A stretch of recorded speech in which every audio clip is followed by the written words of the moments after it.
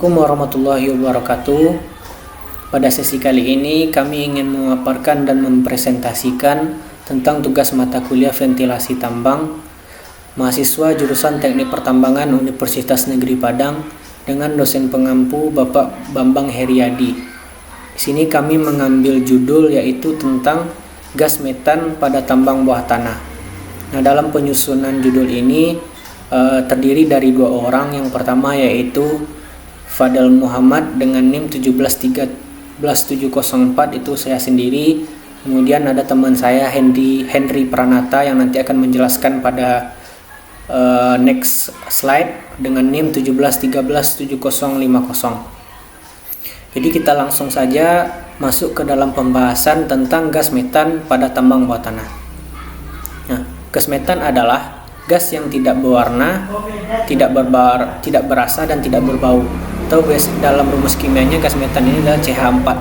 Nah, gas metan ini merupakan salah satu gas yang banyak menyebabkan kematian dalam lingkungan tambang dibandingkan dengan gas-gas lainnya. Nah, dalam 1 ton batu bara biasanya terdapat gas metan hingga 100 meter kubik. Beberapa jenis batu bara menghasilkan gas metan lebih banyak dari jenis yang lainnya. Dan semakin dalam lokasi batu bara tersebut, biasanya gas metan akan semakin banyak dibandingkan batu bara yang letaknya di dekat permukaan. Gas metan selalu ada di dalam tambang batu bara bawah tanah, dan para pekerja harus selalu melakukan pencegahan terhadap kemungkinan adanya bahaya yang bisa disebabkan oleh gas metan tersebut. Nah, ini merupakan beberapa data statistik kecelakaan ledakan tambang berdasarkan penyebabnya di Jepang antara tahun 1950 sampai dengan tahun 1984. Di sini dipaparkan ada beberapa penyebab terjadinya ledakan pada tambang bawah tanah. Yang pertama yaitu nyala api, kemudian gesekan, lalu peledakan atau blasting, kemudian ada suap bakar, peralatan listrik, dan terakhir tidak diketahui. Nah, di sini memiliki beberapa presentasinya masing-masing. Nah, presentasi tertinggi itu disebabkan oleh peralatan listrik yang terjadi pada tambang bawah tanah. Apakah itu nanti pada pront kerjanya atau pront yang lainnya. Di sini ada beberapa presentasi yang mungkin kawan-kawan bisa lihat, dan yang paling rendah itu ada disebabkan oleh suap bakar. Nah, ya, dengan nyala api di situ 29,1%, kemudian disebabkan oleh gesekan 4,4%, kemudian juga bisa disebabkan oleh peledakan atau blasting dengan persentase 23,2%, kemudian dan 7% itu tidak diketahui apakah penyebabnya. Nah, ini berdasarkan data statistik di Jepang antara tahun 1950 sampai dengan tahun 1984. Nah, metan ini juga disebut dengan fire damp karena sifatnya yang mudah terbakar. Metan dihasilkan karena membusuknya zat-zat organik atau karena tersaringnya batu bara. Metan bersifat mudah terbakar, namun metan tidak bisa membakar. Contohnya, jika sebuah selotip yang terbakar dimasukkan ke dalam sebuah tabung yang berisi gas metan, maka gas metan yang berada di dalam botol tersebut akan terbakar. Namun, api yang membakar selotip tersebut akan padam. Nah, di sini juga kita bisa melihat ada segitiga api atau unsur-unsur yang bisa menyebabkan api itu terjadi. Yang pertama yaitu oksigen, kemudian panas, dan bahan bakar. Nah, ini juga bakal akan mempengaruhi jika dipengaruhi oleh gas metan. Nah, metan akan terbakar pada suhu 650 derajat Celcius, yang berarti hanya api dan percikanlah yang cukup panas untuk membuatnya terbakar. Jika metan yang bertemu dengan api, meskipun metan tersebut telah cair, maka ia akan terbakar. Namun jika konsentrasinya rendah, maka jika molekul yang terbakar jaraknya jauh dengan molekul yang lain, maka molekul tersebut tidak akan terbakar. Jika konsentrasinya lumayan tinggi, setiap molekul yang akan membakar molekul yang lain sehingga api yang akan menyebar dengan cepat. Hal ini akan menyebabkan ledakan, dan campuran dari metan dan udara merupakan campuran yang mudah terbakar. Jika campuran tersebut mengandung terlalu banyak metan, maka persentase dari oksigen akan berkurang. dan kemungkinan terjadinya kebakaran akan berkurang hingga panas dihasilkan untuk menyebarkan api tidak cukup, dan oleh karena itu tidak terjadinya ledakan. Mungkin di sini saja saya mempresentasikan saya sendiri, Hendry Pranata. Terima kasih.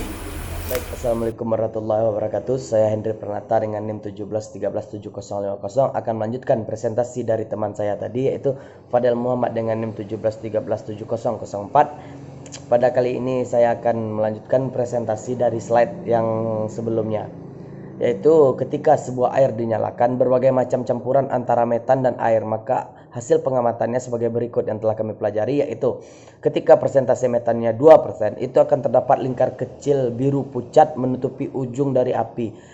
Hal ini karena terjadinya pembakaran gas metan itu tersebut. Namun ketika persentasenya 3-5%, lingkaran biru semakin membesar seiring dengan naiknya persentase metan. Adapun juga ketika persentase metan 5-15%, api akan menyebar melalui campuran dan menyebabkan sebuah ledakan.